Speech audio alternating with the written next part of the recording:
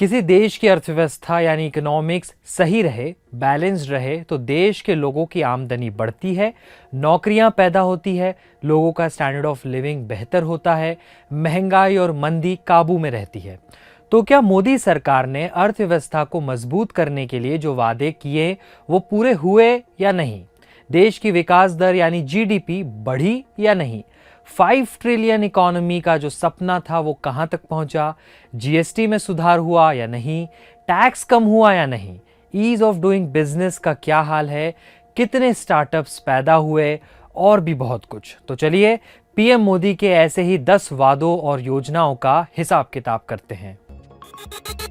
एक अकेला हिंदुस्तान को बचाने वाला चुनाव है।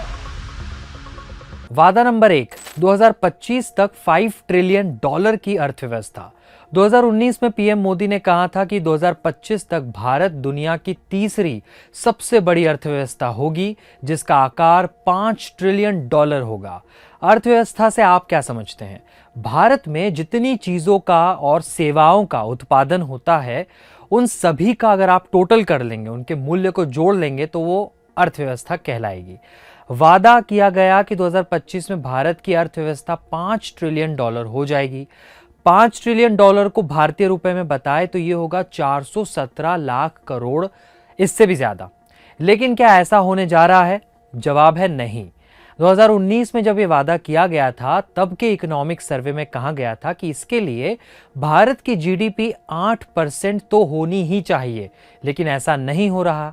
अब सरकार और आईएमएफ ने कहा है कि भारत का यह सपना 2027 में जाकर पूरा होगा। $5 लाख करोड़ की इकोनॉमी का वादा है, लेकिन फिलहाल भारत की इकोनॉमी $3,42,000 करोड़ की है। वादा नंबर 2, टैक्स रेट में कमी। बजट से पहले इनकम टैक्स को लेकर लोगों को इंतजार रहता है कि भाई क्या फैसला हुआ है टैक्स को लेकर। तो वादे के मुताबिक मोदी सरकार ने नई टैक्स व्यवस्था लागू की, जिसके तहत छूट देकर 7 लाख रुपए तक की आमदनी पर कोई टैक्स नहीं लिया जाता।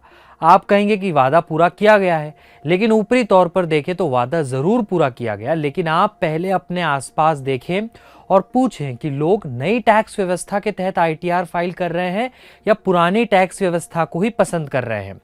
कंसल्टेंसी फर्म क्लियर टैक्स ने एक सर्वे में पाया कि 2023 में 85% टैक्स पेयर्स ऐसे थे जिन्होंने पुरानी टैक्स व्यवस्था को चुना, जबकि 15% ने ही नई टैक्स व्यवस्था के तहत फायदा उठाया है।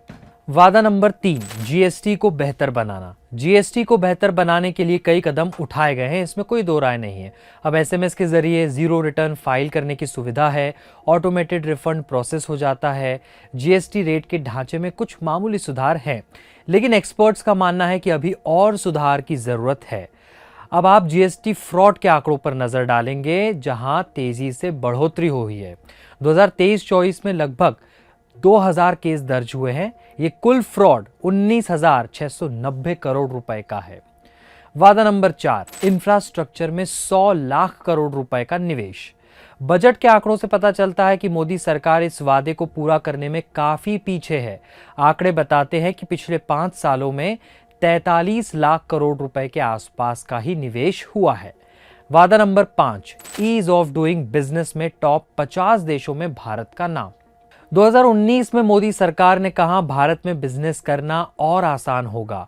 वर्ल्ड बैंक इसको लेकर ग्लोबल रैंकिंग जारी करता है, जिसे भारत सरकार भी मानती है। 2020 में भारत की रैंक 190 देशों के बीच 63 यानी 63 रही।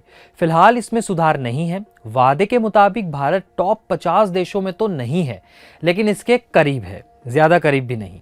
पिछली रैंकिंग पर नजर डालें तो 2019 में हमारी रैंक 77वीं थी, 77। 2018 में 100वीं रैंक थी, 2017 में 130, 2016 में भी 130, 2015 में 142, 2014 में 134। वादा नंबर 6, नई औद्योगिक नीति।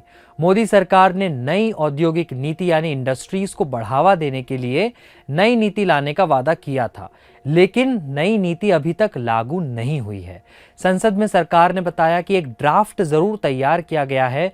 राज्यों, इंडस्ट्री एसोसिएशन, मंत्रालयों और विभिन्न विभागों से सलाह भी ली गई है, लेकिन सरकार को अभी भी नीति को अंतिम रूप देना है।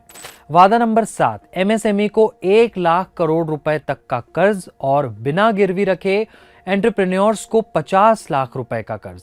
एमएसएमई यानी छोटी फैक्ट्रियों को 1 लाख करोड़ रुपए तक गारंटीड कर्ज देने का वादा किया गया था।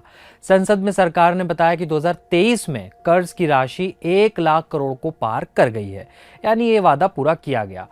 इसके अलावा बिजनेस करने वाले एंटरप्रेन्योर्स को 50 लाख रुपए तक कर्ज बिना कुछ गिरवी रखे देने का वादा था, लेकिन इसे लेकर अभी तक कोई ठोस कदम नहीं उठाया गया है।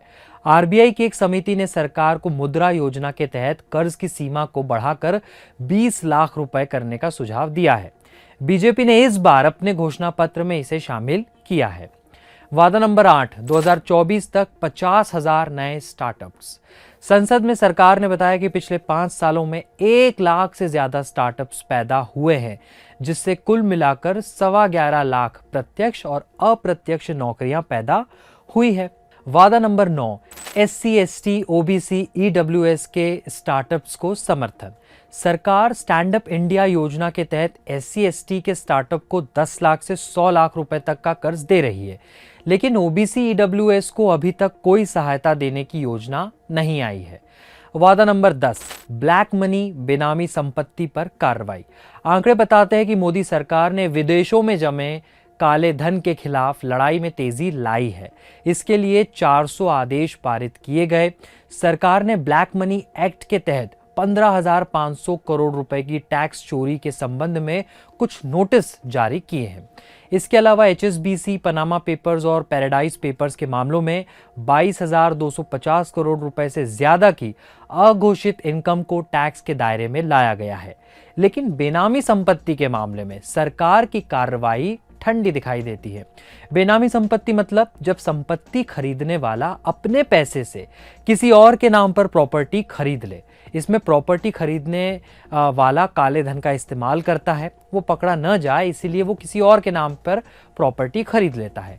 क्विंट हिंदी ने इसे लेकर जब आंकड़ों का अध्ययन किया तो पता चला कि सरकार की कार्रवाई धीमी गति से चल रही है। उधर 2018 से अब तक 10 लोगों को अदालतों ने भगोड़ा आर्थिक अपराधी घोषित किया है। इसमें विजय माल्या, नीरव मोदी जैसे 10 नाम शामिल है। इनमें से ईडी ने अब तक केवल 4 लोगों को ही भारत में डिपोर्ट वापस किया है।